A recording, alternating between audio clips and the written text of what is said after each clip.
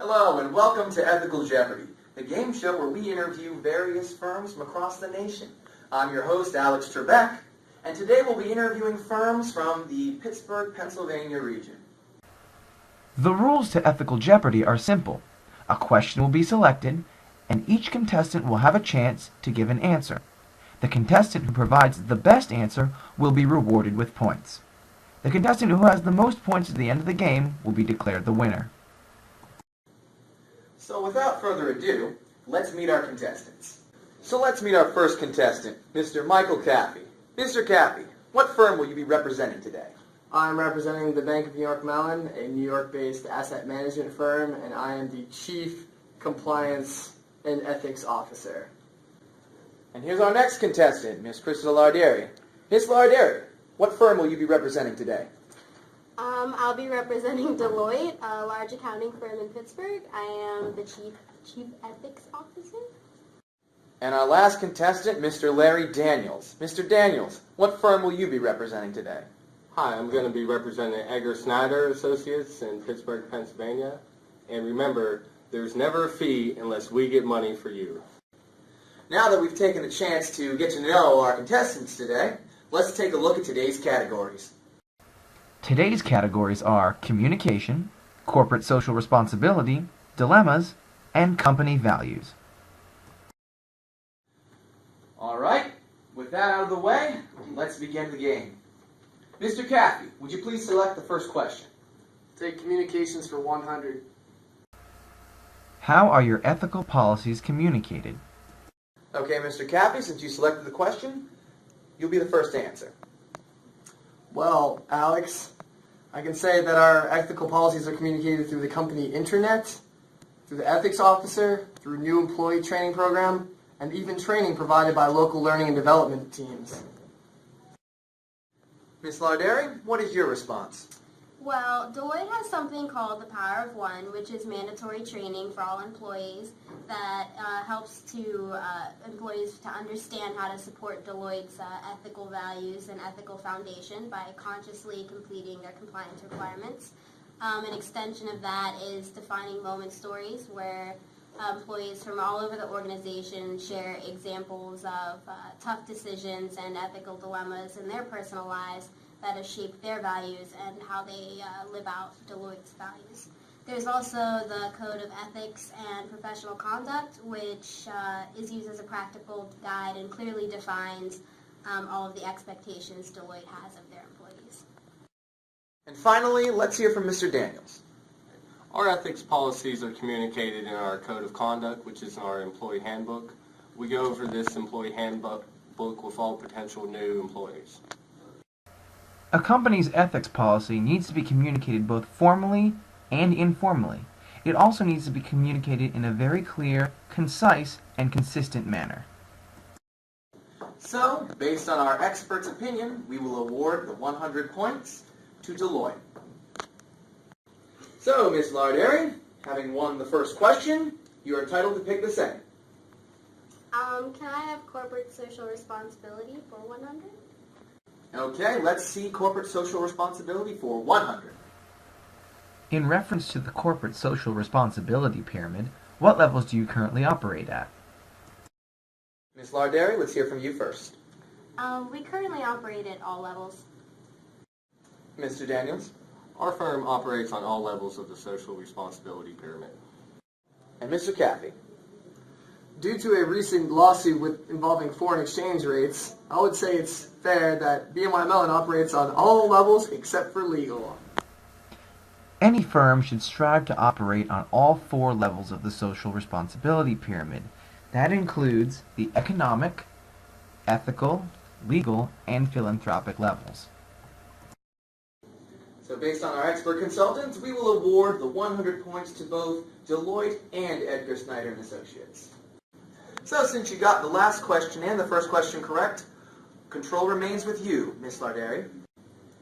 Can I have corporate social responsibility for 200? All right, let's take a look at corporate social responsibility for 200. Which level of corporate social responsibility is most important? So once again, we will start with you, Ms. Larderi. Well, all levels are equally important to us. We strive to integrate all levels for the greater good of the company as well as the community.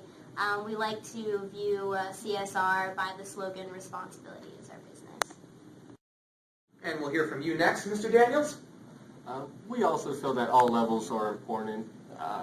Being that we are a law firm, most people think we would choose legal, but actually we consider the ethical level the most important to our firm. And Mr. Caffey. Well, ethical responsibilities are the foundation of relationship management with clients, business partners, employees, and other stakeholders. Without the values within this ethical competency, there would be significantly less value assigned to this company compared to other levels of social responsibility. As a global financial corporation, BNY Mellon differentiates itself through its image.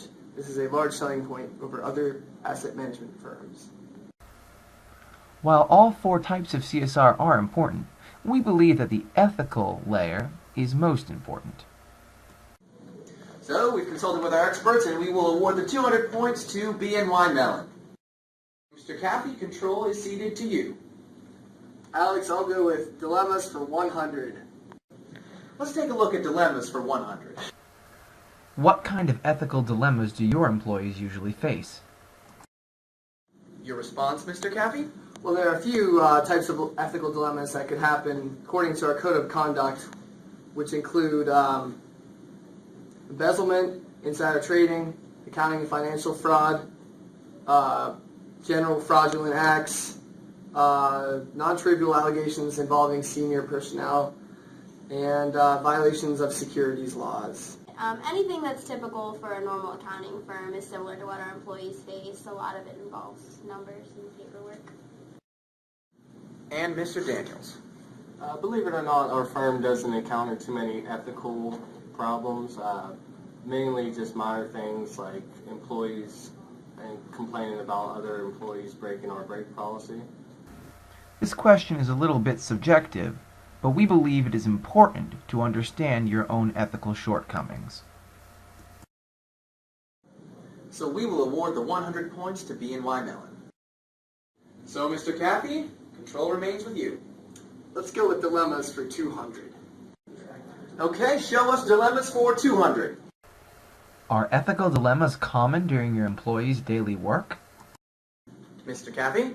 We don't always have ethical dilemmas, but when we do, it involves illegally conveying client information. You're next, Ms. Larderi. Our legal department is actually very strict on keeping certain employee information private, so unfortunately I can't comment. And Mr. Daniels. Being that we are a law firm, our employees deal with ethical dilemmas on a daily basis, but they have the knowledge and skills to deal with them appropriately. Understanding the dilemmas that employees usually face is very important, and it's good to see that firms are on top of that. I don't always award 200 points to Mr. Daniels, but when I do, it's because he answered the dilemmas question correctly. Okay, Mr. Daniels, control has been ceded to you. I'll take company values for 100. Okay, let's see company values for 100. What are your firm's values? All right, Mr. Daniels, please begin. Yes, our firm is dedicated to taking care of our clients and treating them with fairness and respect. We also treat our other employees with fairness and respect, and we work well together in a team environment. Mr. Caffey. Well, Alex, after the merge of the large financial corporations in 2007, that being Mellon and the Bank of New York, values of excellence, integrity, accountability, honesty, transparency, and a long-standing positive reputation were upheld even further during the merge of the two companies. Gonna be tough to follow, but Ms. Larderi? Well, our firm's values are integrity, outstanding value to markets and clients, commitment to each other, and strength from cultural diversity. We believe that these values are key to having a successful, responsible, and overall ethical company. It's important to understand what your firm's values are, but it's even more important to uphold them in any situation. So, 100 points to BNY Mellon. So, Mr. Caffey, what will your selection be? We'll go with communications for 200, Alex. All right, let's take a look at communications for 200. What don't your employees know about the ethics program? Okay, Mr. Caffey, please go ahead. Well, many employees are unaware that when a business process changes, the compliance standards also change. It is the job of the compliance officers to ensure that the code of conduct stays up to date so that employees are not using non-compliant methodology in their respective order of business. And Ms. Larderi? Well, any key components of a program are continuously communicated. We make sure that employees understand what is expected of them and that these expectations are laid out clearly in the Code of Ethics. Periodic leadership messages are also sent out, and all the information is accessible on our intranet for employees to access and see. And last but not least, Mr. Daniels. There shouldn't be much that our employees don't know about our company's ethics policies. They are fairly well communicated and they have constant access to them on our intranet. There can always be lapses in employees' knowledge, so it's good to have backup plans in case they need quick reference. So we will award the 200 points to Deloitte. So please select the next question. How about we do values for 200? Great. Let's take a look at company values for 200. Who instills your company's values? Ms. Larderi. Well, our managers and supervisors instill the importance of our values to the employees as soon as they're introduced to the company by serving as role models.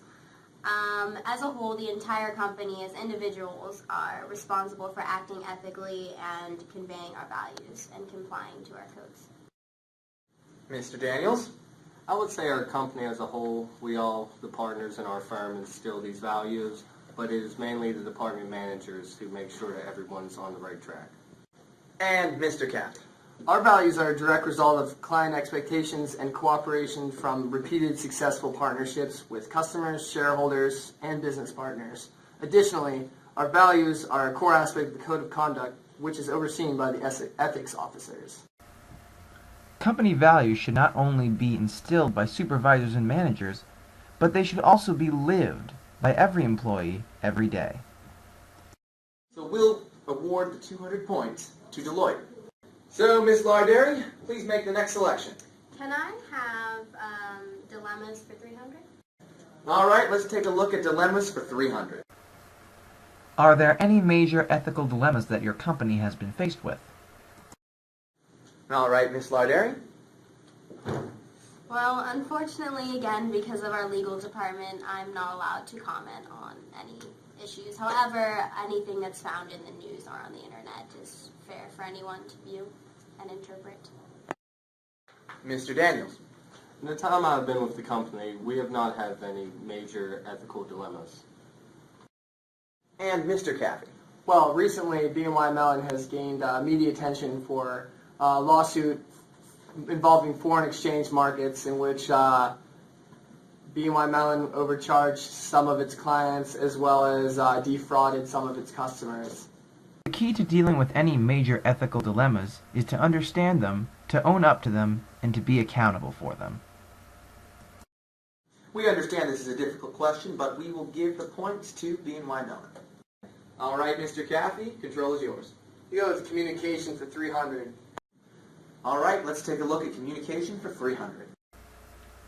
If a person has an ethical problem, who do they contact, and how is it handled? All right, Mr. Caffey, please begin. Well, if someone has an ethical problem, they consult the business compliance officer or me, the chief compliance and ethics officer. And what we'll do is we'll review the code of conduct and come up with a plan for the ethical dilemma so that it can be resolved and no longer deal with it as a long-term issue. Ms. Larderi. For ethical problems, the normal managerial chain of command is followed. If employees would feel more comfortable reporting something anonymously or asking questions or seeking clarification about something anonymously, they would use the Integrity Helpline, and it's available to all employees. Our number is on the website, and that is what they would use if they would feel uncomfortable otherwise. And Mr. Daniels. If somebody in our firm has an ethical dilemma, they go see our HR manager, Judy Muller. In her absence, they could go directly to our Chief Operating Officer, Ms. Janet Bess. And the way we handle these situations is the first thing we do is we begin an investigation. After that, we get a detailed statement from the person reporting the problem. We then see if there are witnesses who experienced this crime. It is then Judy Muller's job to inform her superior. In order for a firm to have a quality ethics program, they must have a standardized method of reporting and handling it that every employee should be aware of. So we'll award the 300 points to Edgar Snyder and Associates. So, Mr. Daniels, please make the next selection. Thank you, Alex. I'll take corporate social responsibility for 300. All right, let's take a look at corporate social responsibility for 300. If your company is philanthropic, do you do it publicly or anonymously? And Mr. Daniels. If somebody in our firm has an ethical dilemma, they go see our HR manager, Judy Muller. In her absence, they could go directly to our Chief Operating Officer, Ms. Janet Bess. And the way we handle these situations is the first thing we do is we begin an investigation. After that, we get a detailed statement from the person reporting the problem. We then see if there are witnesses who experienced this crime. It is then Judy Muller's job to inform her superior. All right, Mr. Caffey, please begin. Well, if someone has an ethical problem, they consult the business compliance officer or me, the chief compliance and ethics officer. And what we'll do is we'll review the code of conduct and come up with a plan for the ethical dilemma so that it can be resolved and no longer deal with it as a long-term issue. Ms. Larderi? For ethical problems, the normal managerial chain of command is followed. If employees would feel more comfortable reporting something anonymously or asking questions or seeking clarification about something anonymously, they would use the Integrity Helpline, and it's available to all employees. Our number is on the website, and that is what they would use if they would feel uncomfortable otherwise. There are certain times that a firm should be open about its philanthropic activities, but there are also certain times when it's best to remain anonymous. A good firm understands these barriers and acts accordingly. So we'll award the 300 points to Deloitte. So let's take a look at our last questions, company values for 300. What kind of culture does your company focus on creating? So we'll begin with you, Ms. Larderi. Well, we believe that an ethical mindset supports a values-based decision-making when serving clients and during the course of our daily lives. We have regular communication for this. We use humorous installments featuring a character called Dr. Dilemma. And in our virtual classroom for new employees, we have an avatar called Casey Conduct that also conveys these kinds of cultures. Mr. Daniels? Well, our company focuses on creating a culture where hard work is recognized and rewarded. After each case, we survey our clients and ask them how they were treated. We use this information is very important to us, and we use it to ensure the success of our overall mission statement. And finally, Mr. Cappy. Our culture is very client and employee focused. We believe that managing people is our most important value, in addition to the other ones I outlined earlier. The way we manage people is we allow anything from allowing employees to dress in business casual, employee offsites, employee training. We believe that that directly affects how we manage our clients.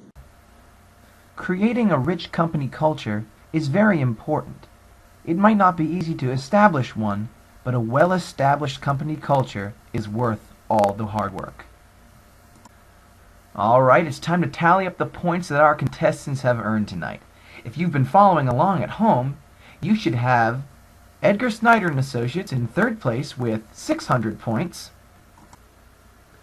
BNY Mellon in second place with 700 points,